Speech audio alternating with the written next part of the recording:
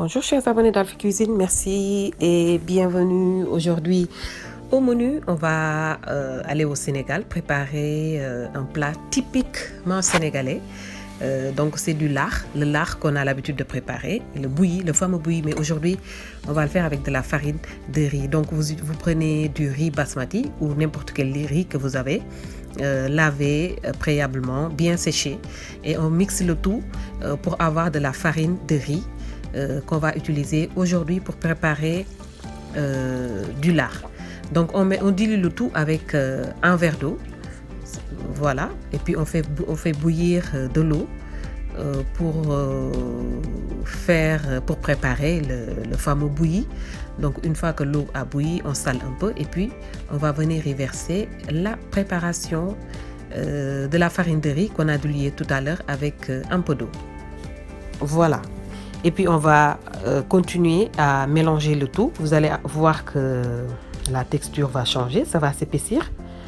Ça va avoir, vous avez remarqué l'aspect de la sauce béchamel, mais on va laisser cuire encore une trentaine de minutes. Au final, on aura vraiment une texture, voilà, bien plus compacte. On va voir ça tout à l'heure. Donc, on va préparer du lait caillé.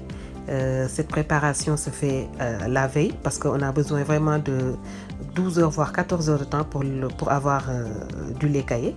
Donc j'ai utilisé 500 ml d'eau, un pot de yaourt nature et du lait en poudre.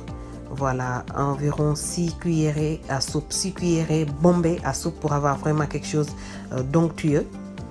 Donc le lait caillé qu'on a l'habitude de trouver facilement au Sénégal. Donc ça se vend un peu partout. Mais si vous êtes en Europe, vous pouvez la préparer soi-même avec du lait entier ou du lait en poudre. Voilà, un demi-litre, 6 cuillerées à soupe de lait et puis un pot de yaourt nature pour apporter les ferments dont on a besoin.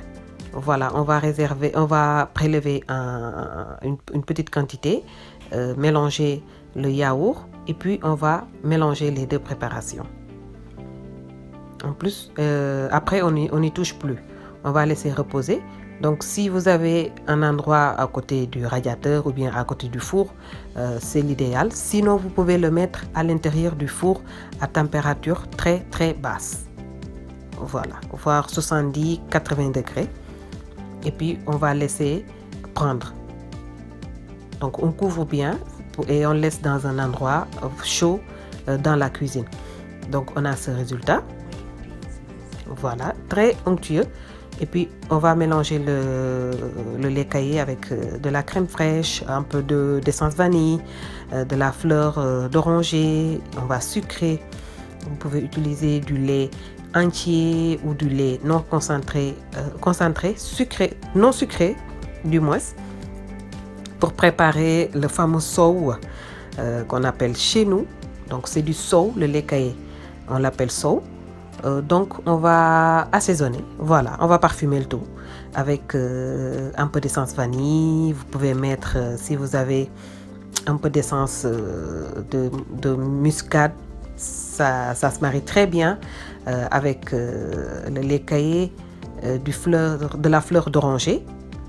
Moi j'aime bien avoir le goût de la fleur d'oranger quand je mange ces genres de plats à base de lait caillé. Donc c'est un goût qu'on a l'habitude de retrouver chez nous. Le lait caillé se prépare, on a l'habitude de le préparer souvent les dimanches, pendant les jours de baptême, quand on a des grandes cérémonies. Voilà, donc c'est un plat qu'on a l'habitude de manger régulièrement au Sénégal. Donc vous voyez le résultat du lard, vous avez vu cette texture. Voilà, c'est le résultat qu'on recherchait.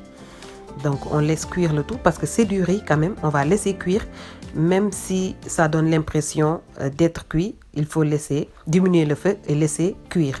Maintenant on va passer au dressage. Voilà, le lait caillé est à côté. On va mettre le lard qu'on va laisser refroidir, décorer avec du raisin, un peu de coco râpé.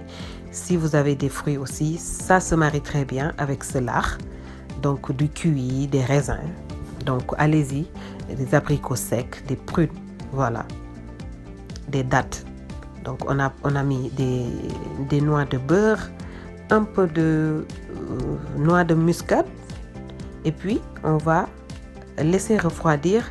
Voilà, j'ai pas pu résister, j'ai goûté un peu parce que je suis restée très longtemps sans goûter ce plat qui m'a énormément manqué. Donc je vous invite à reprendre cette recette très très facile. On se donne rendez-vous très bientôt. N'oubliez pas de vous abonner, de partager les vidéos et de laisser un commentaire. Merci beaucoup chers abonnés et à très bientôt sur Alphie Cuisine version française.